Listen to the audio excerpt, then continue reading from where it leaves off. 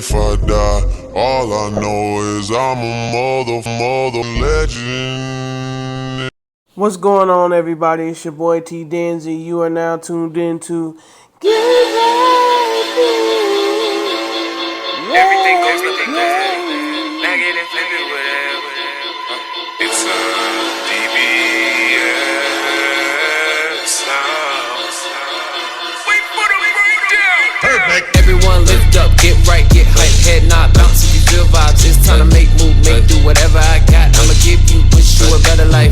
Haters always checking, making sure my levels right, but I'm making sure my max is right. Kilo type, attacking the mic, not underestimated. Like it's a new day, I'm broke, time to make this money right. What's going on, y'all? Welcome to another episode of the Get Right Then podcast. I am your host, T Danzy. And man, today we got a legend, a Queen City legend in the spot, man. Mr.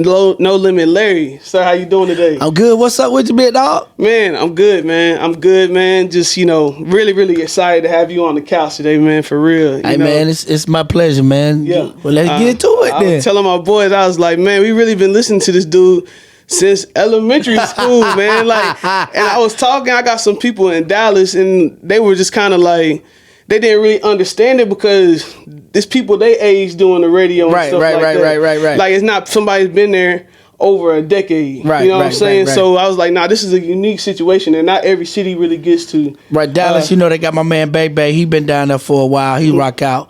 I know my man Cat Daddy was down there for a while doing his thing. And actually, my mentor, who was from Charlotte, he actually had moved to Dallas. He was doing his thing. Nate Quick, he actually helped to make DeRoe a national figure from Dallas. So Okay. big shout out to them cats. God rest his soul, my man Nate Quick. But Nate was my mentor. Okay. He was in the city. He was in Charlotte, but then he moved to Dallas and took over Dallas. Yeah, and so I read up a little bit. I tried to do a little research, but I saw that he was your mentor when you started at for sure. JCSU back in the day. Yeah, so that was the cat that came in and spoke to our radio class, was like, do anybody want to intern? And I was like, yeah, I'm one of the ones that want to intern. So me and a few other people, but I was the only one that really kind of worked out for him. Yeah. And it took him a while to call me. He called me like 2 months after he came in, and I ain't even know, I ain't even know who he was. He called me, and he actually played the trick on me. He's like, yo, bro, I heard you been trying to holler at my girl, man. I found your number in my girl's phone. And I'm like, what, bro? Pull up. You know what I mean?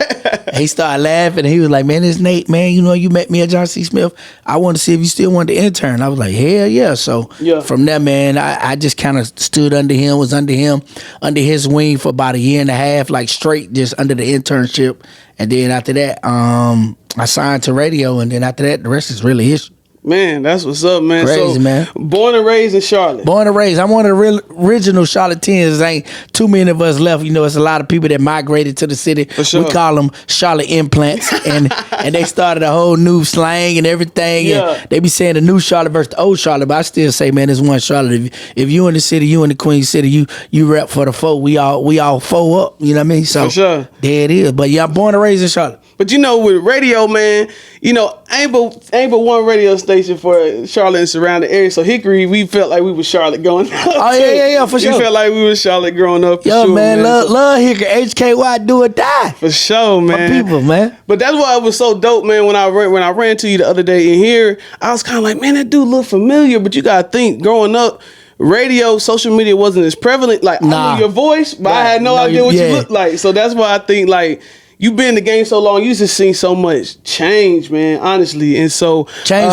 for the better, especially with the technology. Like you said, before social media, you could only hear a person's voice, or you might have seen them out at an event. It wasn't like now today. You could just get on social media, you see the person you hear, you like, oh, that's what he looked like, or that's what she looked like, and you could actually reach out to them. Exactly. Like back when I first came to the game, you had to catch people places. Man, I'm telling you. You had to go up, you had to meet them where they was at. Now you could DM somebody, be like, bro, can you do this? Or lady, can you do this? It's a lot of change for the better. But yeah, man, I've been in to see the whole change. I remember Y2K, everybody thought the world was gonna blow up, and for us, our Y2K was entering into the beginning of the digital era because we was coming out of cassettes and carts and reel to reel, and that's when the CD era took over. So for us, we had to digitize everything and put everything in the computer. It was no longer spinning actual records or playing actually cassettes or actual carts. We actually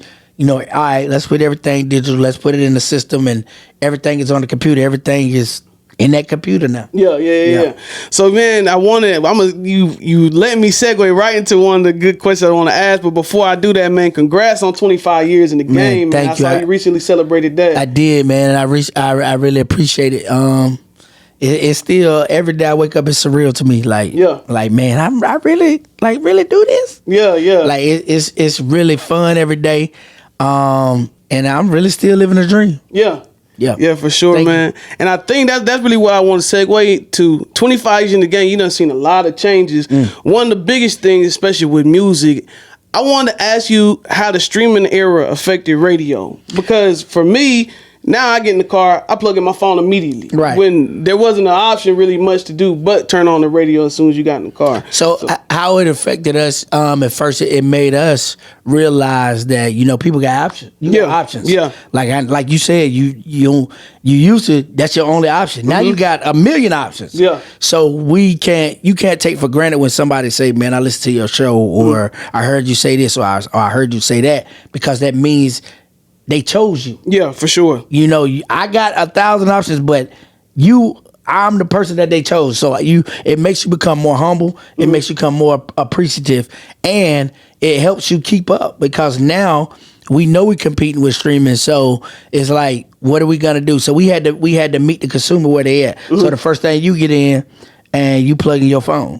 So the first thing we do now is go on social media, because you're on your phone. So you might see something we're going to talk about, might make you turn on the radio. Yeah. And that made our digital or our company say, okay, well, let's create apps. Yeah. So now you can plug in your phone and still get us on the app. Yeah. So, and it's better for the consumer, because it's more ways for you to win. It's more ways for you to tune in, and it's more ways for you to stay in touch with what's going on. So streaming era effect, at first we was afraid of it. Yeah. It's the That's industry, what I it's coming, it's new. We don't know what's gonna happen. People got all these options. Are they still gonna choose radio? Yeah. And for a minute, it was like they wasn't. Yeah. So, you know, with you know, just like everything levels out and balances out. Radio is still a free service for the most part, unless you got satellite. But, you know, some people pay for that. But every day, just regular free broadcast radio is still an option for a lot of people, because they don't want to pay for nothing. And then too, you know, even if you plug in your phone, you listening to like your playlist, or you listen to an album or something, you still gonna want, man, let me see what the weather is for the day. For sure. You can get that on your phone as well, but let me see what they talking about on the radio. What you can't what you can't get on the phone, like if you plug in your phone, you listen to music, you can't get somebody's personal opinion that you trust or that you might have a rapport with. You can't get their personal opinion on a subject, on a matter. Like we just had the cops, you know, beat this woman up here in Charlotte, America. So you don't get that just from the music. You got to tune into the radio to hear about that, to hear our thoughts and hear how it's coming down from the chain of command, and what the police are doing now, what they're saying now, what the young lady is saying.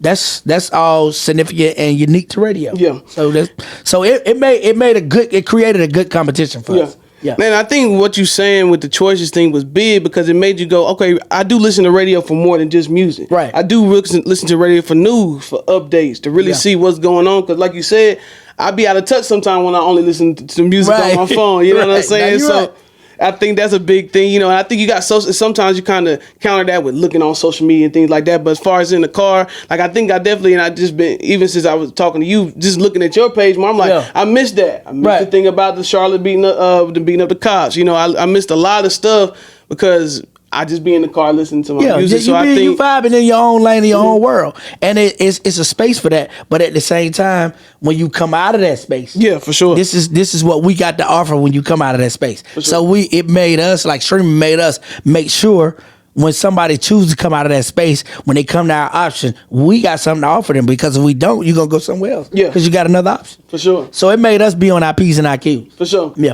How do you feel like it affected music artists? So I think back in the day, kind of like you were saying, you had to go to radio, promote your shows, promote music, etc. With the streaming, it seems like you don't have to do that as much. So is that something you feel like artists do less, or is something that's still kind of impactful within the music industry? It's still impactful, but artists definitely do it less now. You know, because you got artists that now they don't have to sign to a major label. So streaming definitely helped the artists because now they actually are their own boss. They can produce their own music. They can distribute their own music. They can create their own fans and they can feed their own fan base.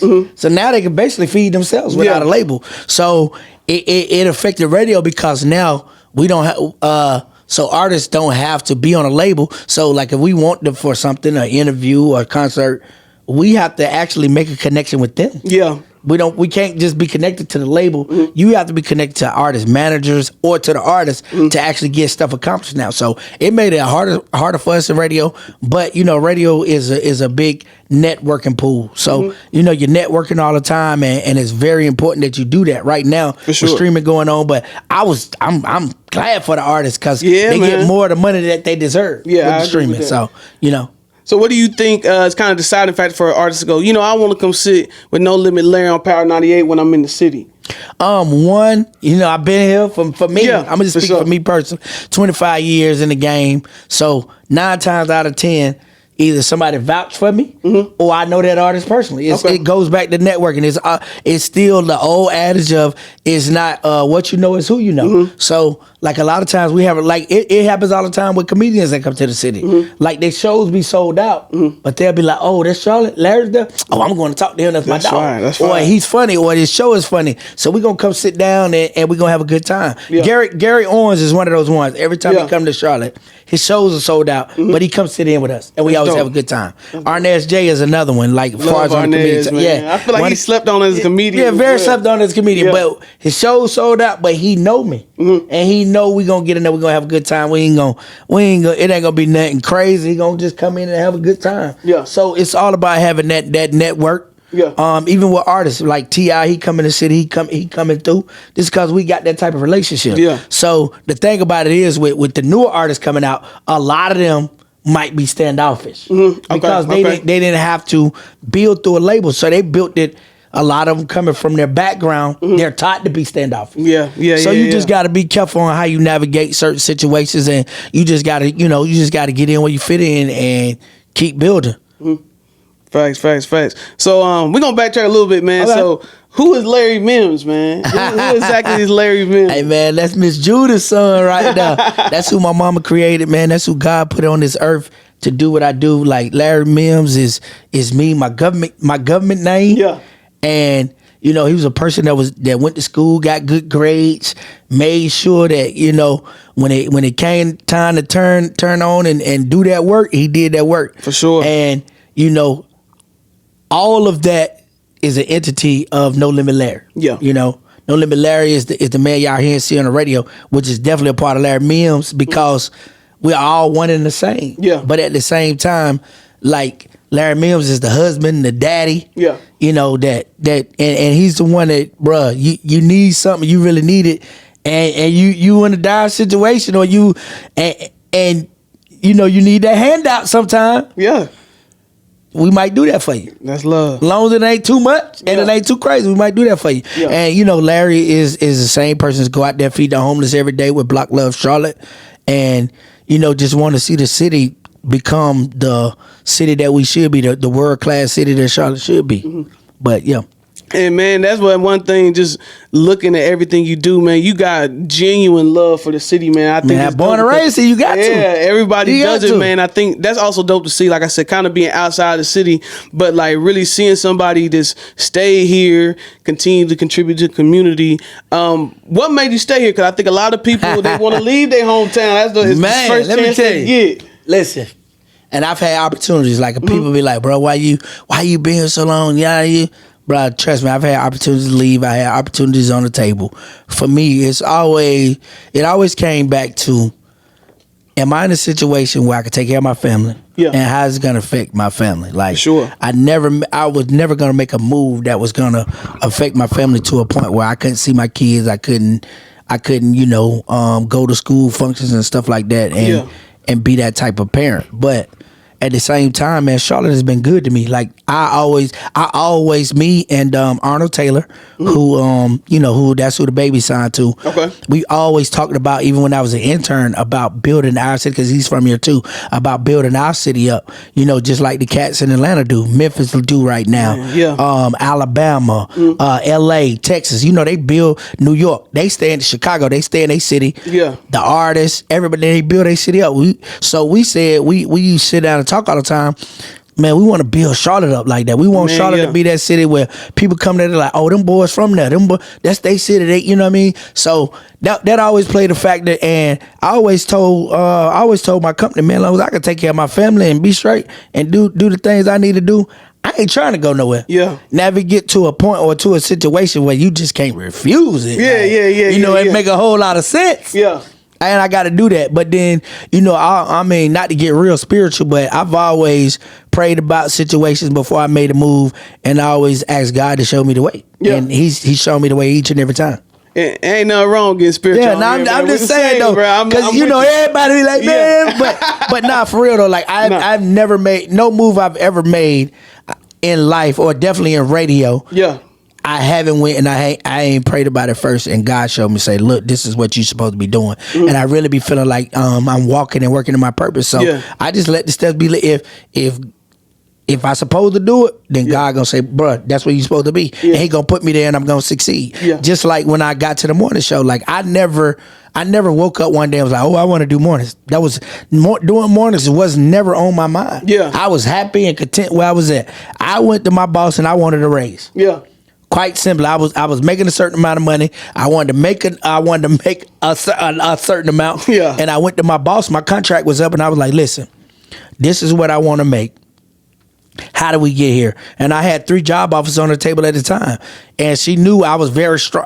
It was a very strong possibility that I was going to take one of the jobs. And she said, "Hold on, before you make that move, I might have something for you." I was like, okay, cool. So I'm thinking she coming back to talk about, you know, all right, we're gonna give you some more money and we're gonna do this, do that.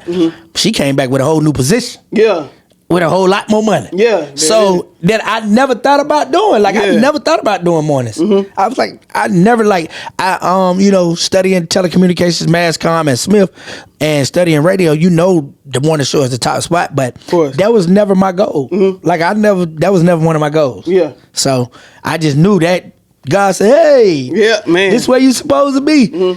And I showed up, and man, we successful. I attribute my success to that. Yeah. Like I didn't wake up and want this. Yeah. God said do that. And I was like Noah. He said build up. We gonna build up. Yeah. So that's what I did. Yeah. But yeah. And I think it's important, man. I think it's hard sometimes.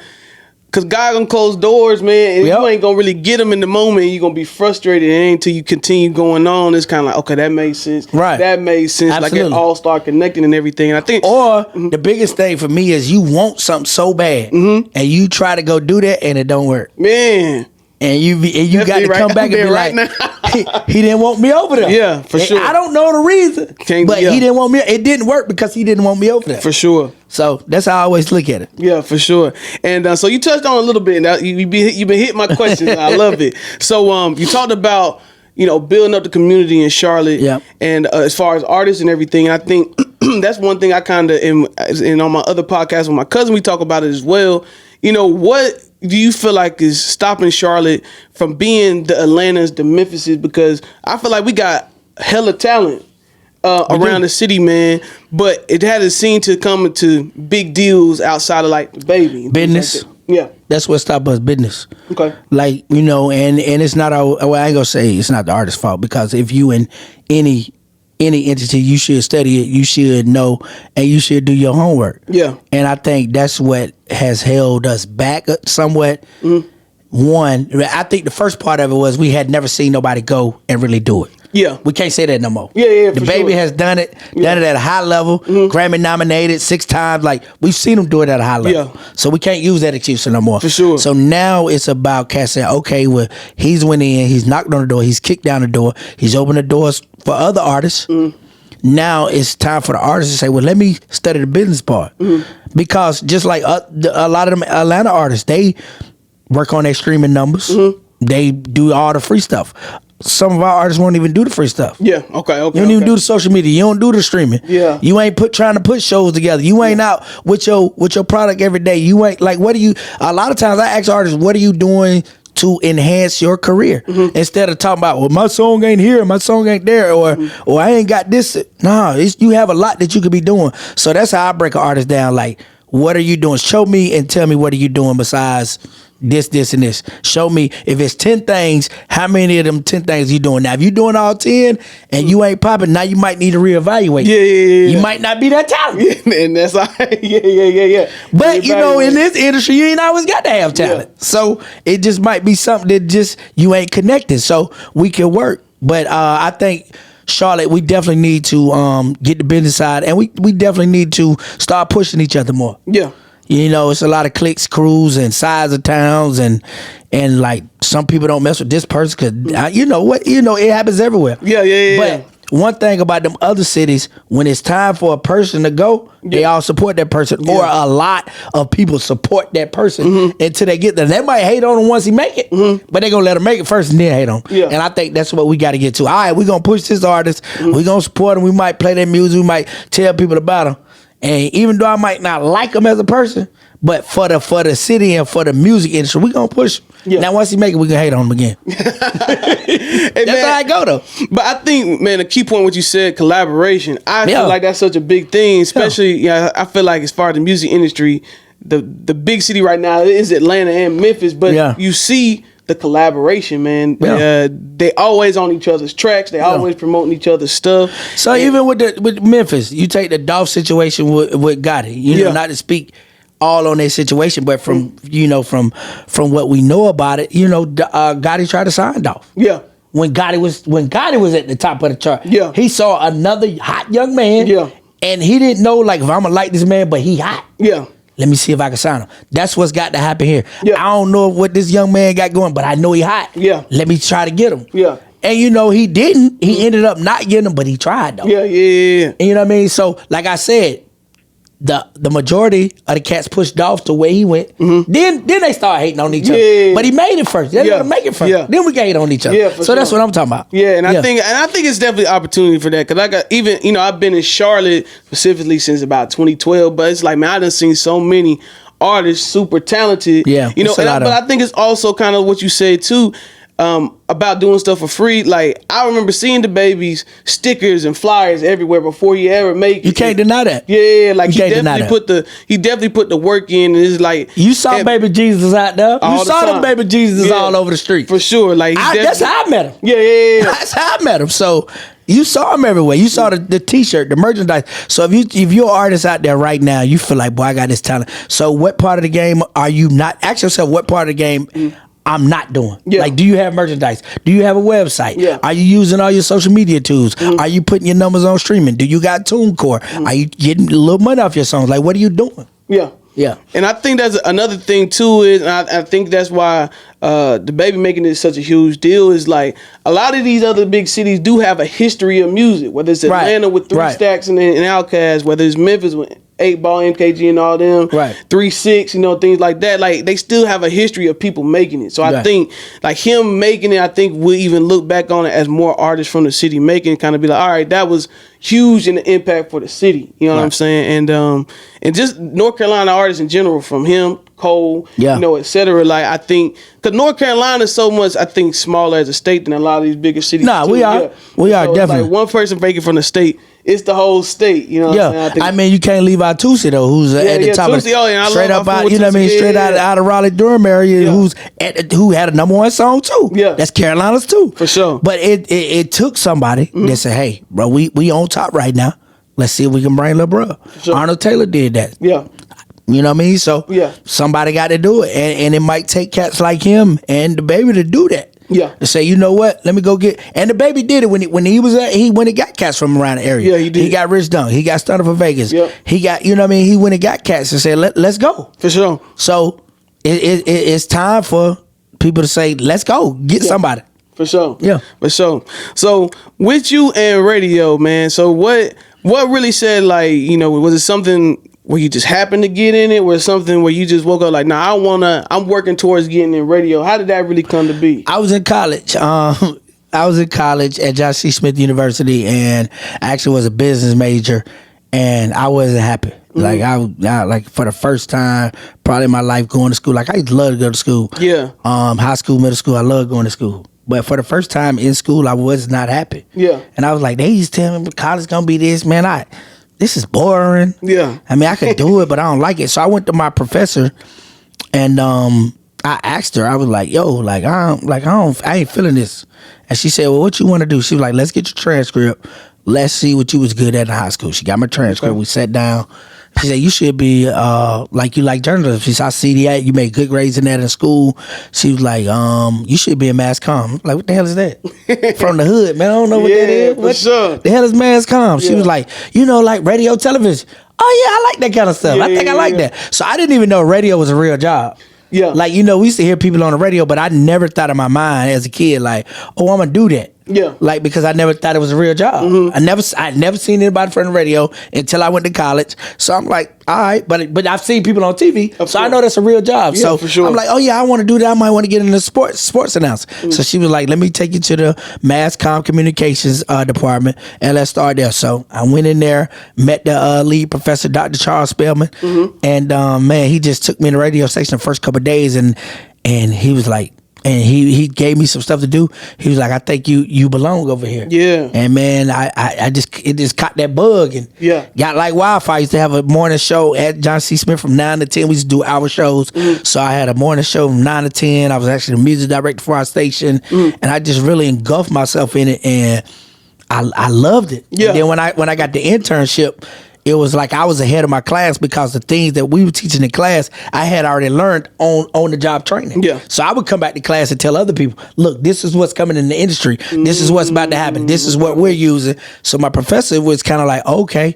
And he used to push me like, yo, do this, do that, say this, say that.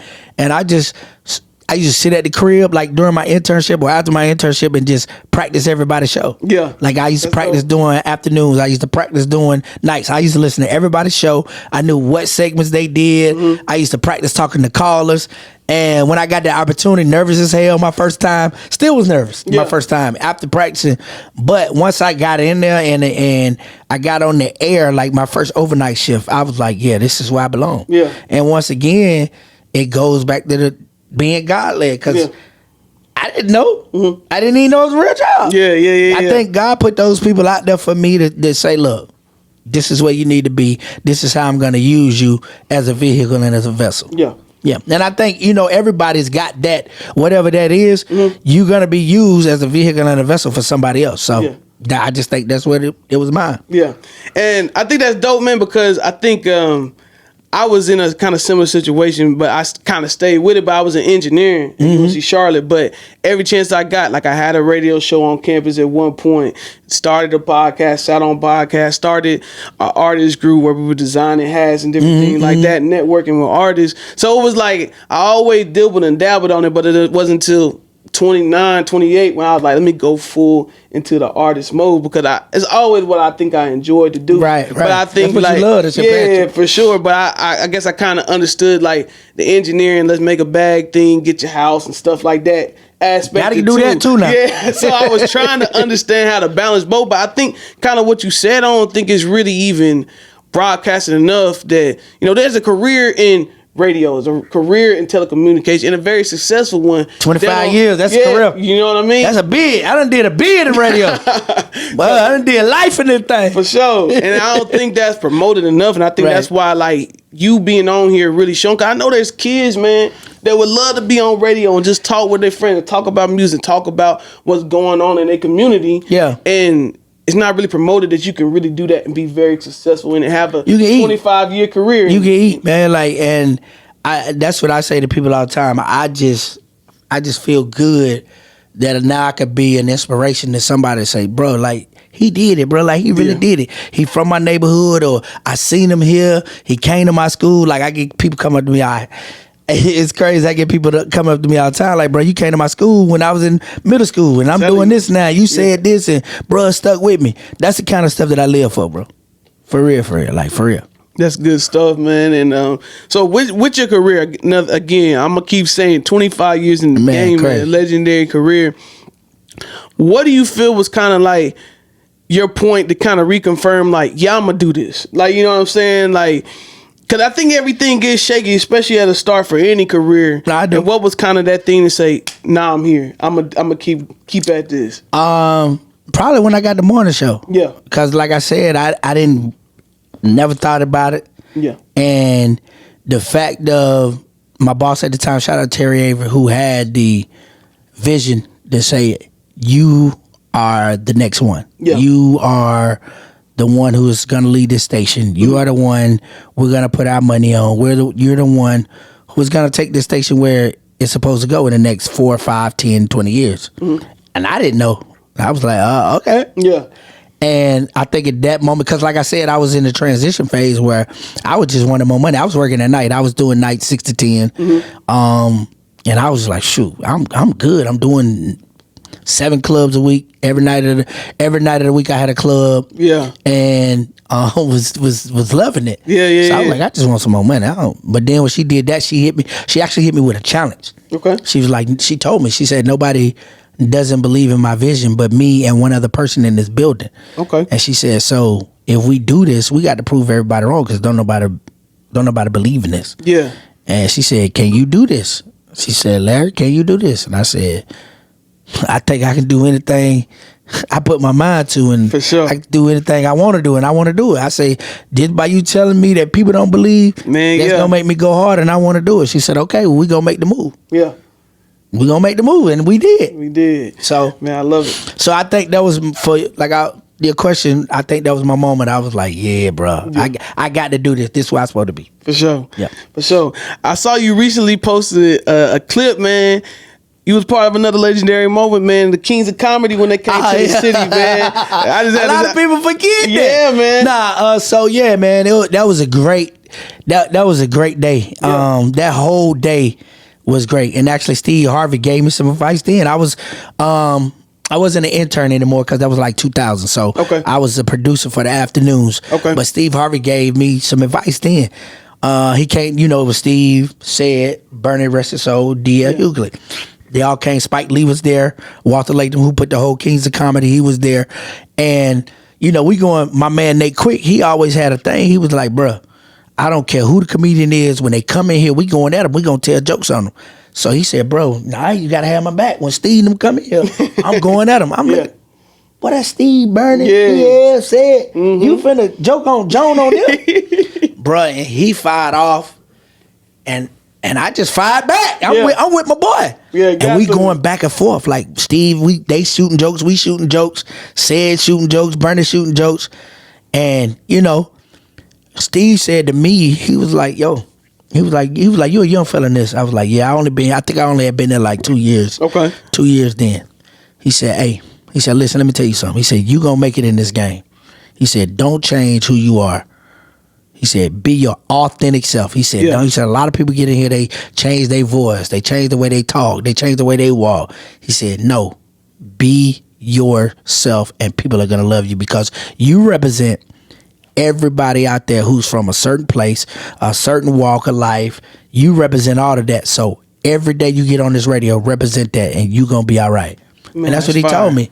And 23 years later. Yeah. Still here. Yeah. And I was like, wow, man. So, but yeah, that was dope, man. And it was dope for the city. Yeah, and if you was man. there, like if you did Kings of Comedy, you know how big it was and how big Bernie was. Or Yeah. Bernie came Oh, yeah. after that. Because if you went to the show, Bernie was not the last one. Yeah. Said closed the show out. Mm-hmm. But on the movie, Bernie closes it out.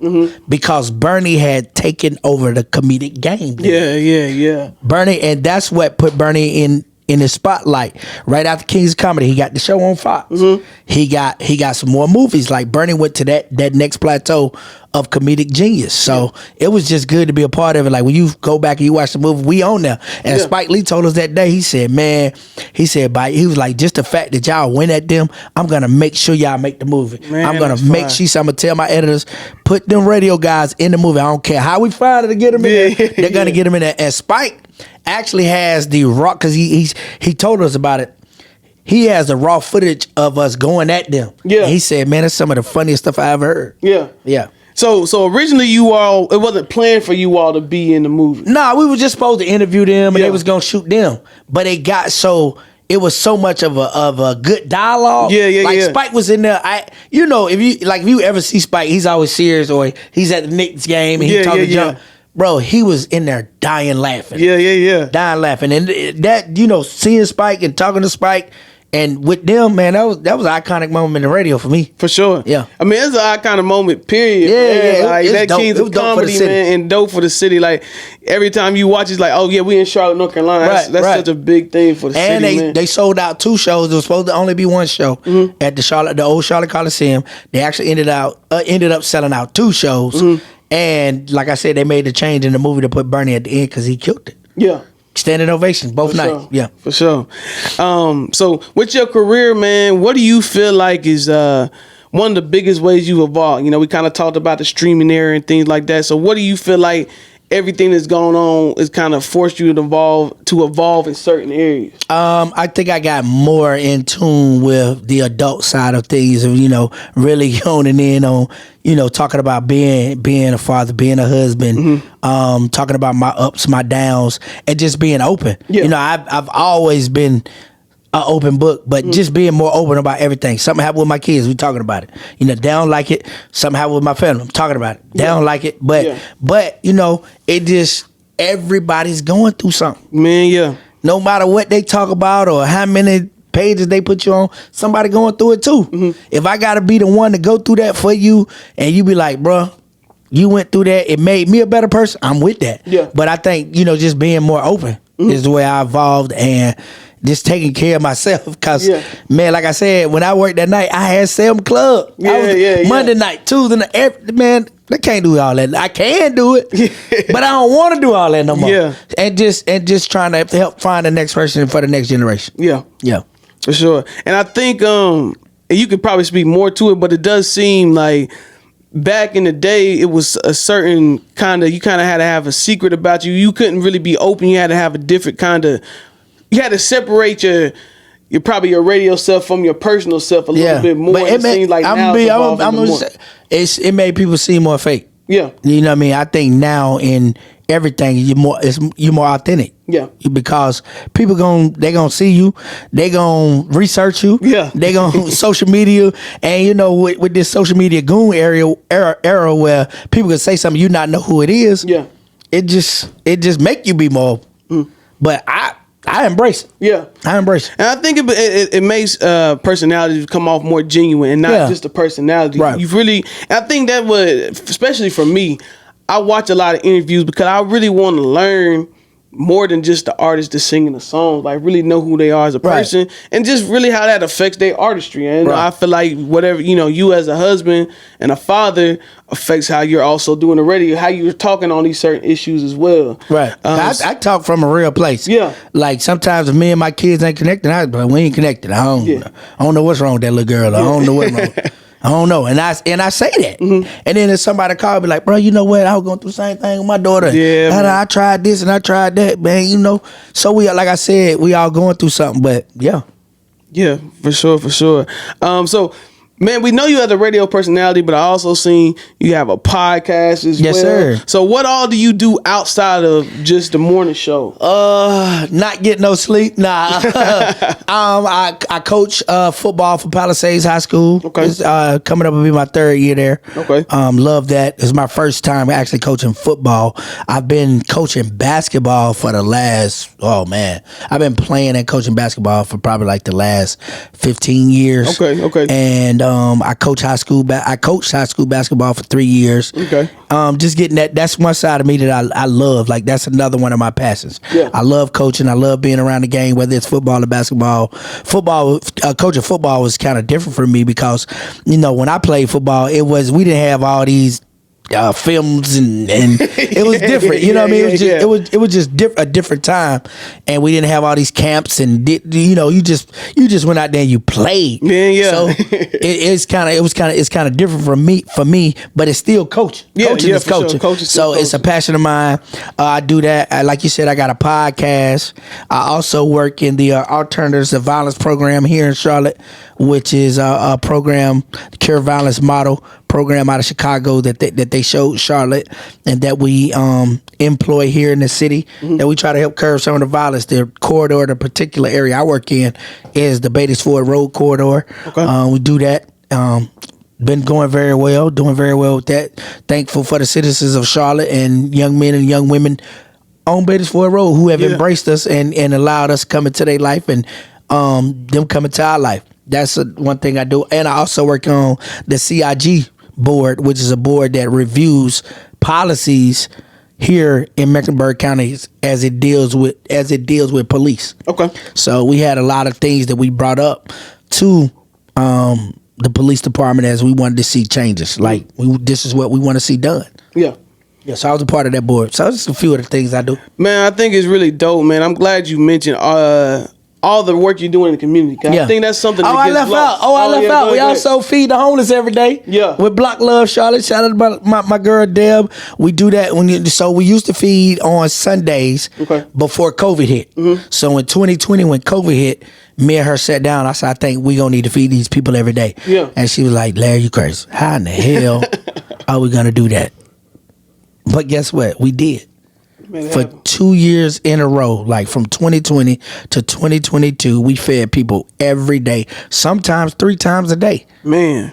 Yep, we did it. And then, when 2022 got here, that's when COVID started to be lifted a little bit and everybody kind of opened back up. So we still do our regular feeding schedule where we feed every day, but we don't feed like 3 times a day. We might feed once or twice a day. But, it was shout out to Charlotte. Like Charlotte stepped up.